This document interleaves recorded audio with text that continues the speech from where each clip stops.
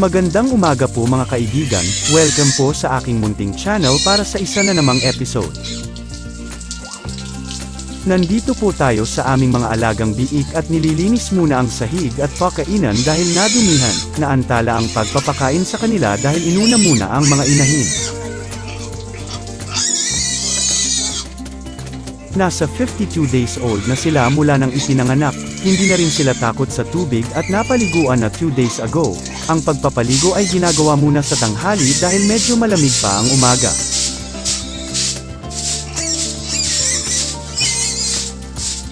May dumi kasi sa feeder kaya naantala ang pagpakain, nasa starter stage na ang mga makukulit at nag-introduce na rin ng basang pakain ilang araw na ang nakalipas dahil mas magana silang kumain.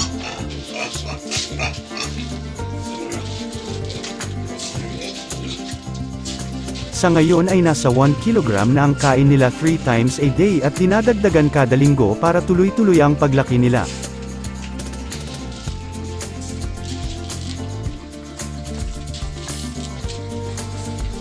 Matatakaw na ang mga bull inggit, katulad ng nabanggit sa mga nakaraang episode.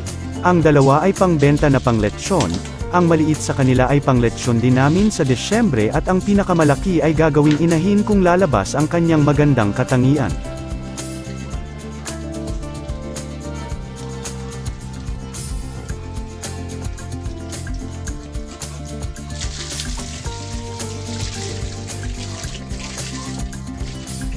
Isang tabo na tubig muna ang inilagay para hindi masobrahan at baka magtatae sila. Sa awa ng Diyos hindi pa dumanas ng pagtatae ang aming mga alaga simula nang ipinanganak.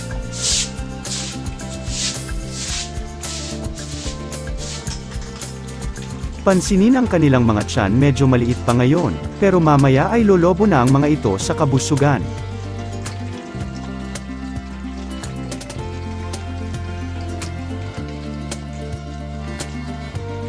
Inilipat pala namin sila dito sa maliit na kulungan para madali lang ang paglilinis, siguro ilang linggo ay ililipat naman yung gagawing inahin sa kabila.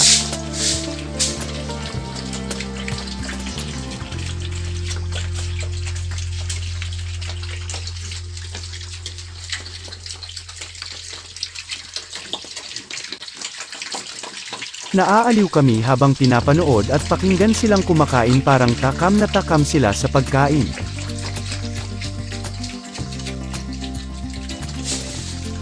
Noong nag 40 days old sila ay binigyan muli ng another dose na B-complex vitamins para mas magana silang kumain. Ito na po ang resulta.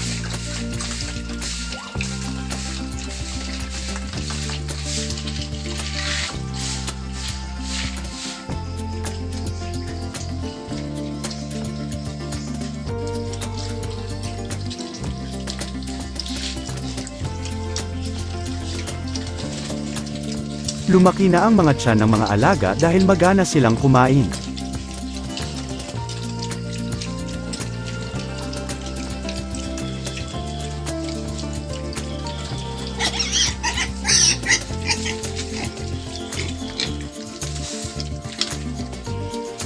Busog na yata ang iba dahil tumigil na sa pagkain.